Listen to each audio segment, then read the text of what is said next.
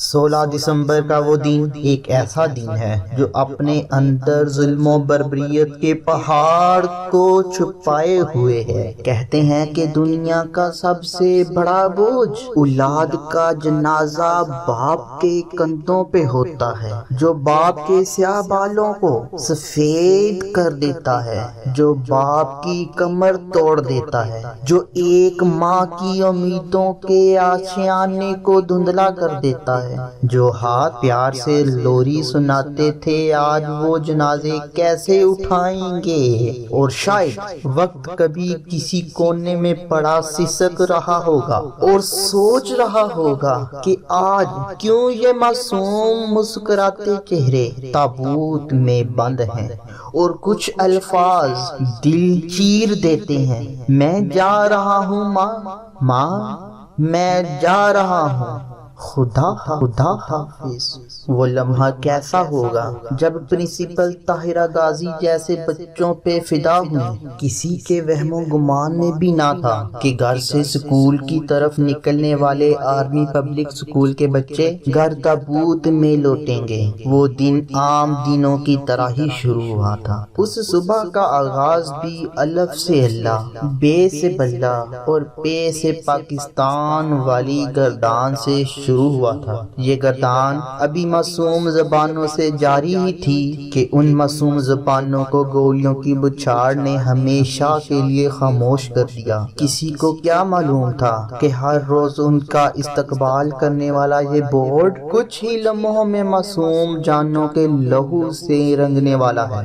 گولیوں کی بربراہٹ نے وقت کو جیسے تھام دیا ہو، لیکن یہ تھما ہوا وقت ایک ماں کے آنسو نہ روک سکا، اور دیکھتے ہی دیکھتے پوری قوم پہ خاموشی طاری ہو جاتی ہے۔ یہ صبح کسی قیامت سے کم نہ تھی۔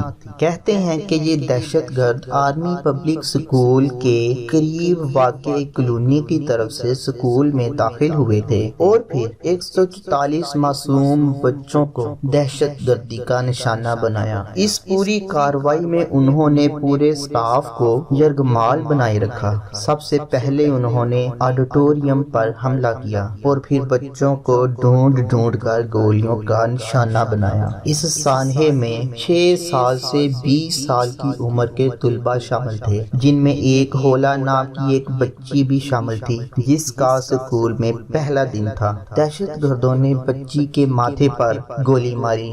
شہادت کے 3 دن پہلے ایک فہد نامی بچہ جو اپنے والد سے اس چیز کا کہ اب وہ نوکری کو چھوڑ کے ہمیں ٹائم دیں اور اس کی امی کا خیال رکھیں، اور آج بھی فہد کی ماں آج بھی اپنے بیٹے کے غم میں نڈال آنسوؤں کے سمندر میں ڈوبی اپنے بیٹے کی راہ تک رہی ہے۔ ذہانت کا یہ عالم تھا کہ ایک بہن کا چہیتا جس کا نام اذان تھا، جو کہ پشاور کے اس سانحے کی منظر کشی کرتا رہتا تھا اور کہتا تھا ہماری کالونی کی طرف سے خطرات ہیں، لیکن کسی کو معلوم نہ تھا کہ اس ننھے سے دل میں پیدا ہونے والے یہ خدشات حقیقت بن جائیں گے۔ کچھ روز قبل ایک سکول کے ڈرامے میں میجر کا رول کرنے والے اس اذان کو سینے میں گولی لگی اور وہ شہید ہو گیا۔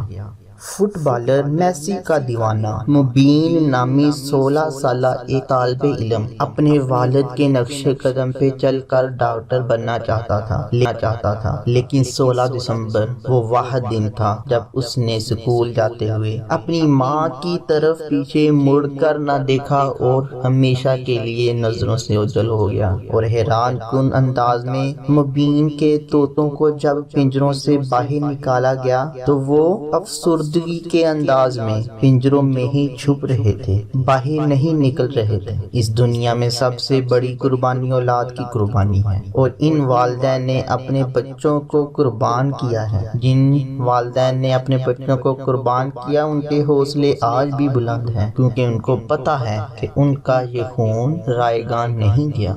ہمارے وقت اور لمحوں کا یہ تسلسل وقت کے بہاؤ کے خیالوں میں اوجھل ہو جاتا ہے اور ہمیں پتہ بھی نہیں چلتا، لیکن کچھ ایسے لمحات آ جاتے ہیں کہ کچھ تاریخ ساز حیثیت ہمارے اندر پیدا کر جاتے ہیں اور تاریخ کی دکھ بھری کہانی کا حصہ بن جاتے ہیں۔ جس دن لوگوں کو یہ بات سمجھ میں آ گئی کہ مخلوق سے محبت خالق کے حقیقی تک لے جاتی ہے، اس دن زمین پر امن قائم ہو جائے۔